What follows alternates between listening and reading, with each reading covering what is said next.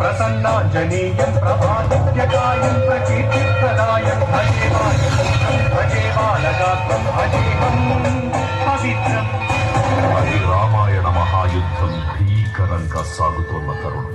శ్రీరామచంద్రుని సారథ్యంలో వానర సైన్యంతో విజృంభిస్తూ లక్ష్మణస్వామి తనతో పోరాటం చేస్తున్న రావణుడి కుమారుడు ఇంద్రజిత్ తలని బాణంతో ఒక్క వేటుతో వేరు చేశాడు.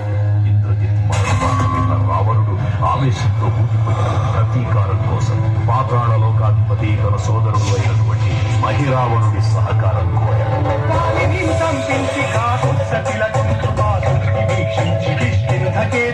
శ్రీరామ కార్యార్థమై లంకకే తెంచి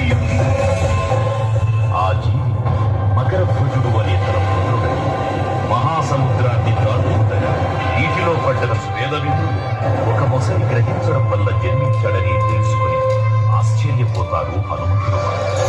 సంసారమైనట్టి ఆ శక్తి వైచి ఆ లక్ష్మణం మూర్తనం దింపగానప్పుడెంపురానందమయ్యుండ నవ్వేళనం విభీషణు వేడుకంతోడు కనువచ్చి పట్టాభిషేకంపు చేయించి సీతామహాదేవిని తెచ్చి శ్రీరామునిచ్చి అంతన్నయోధ్యాపురించొచ్చి పట్టాభిషేకంపు సంరంభమై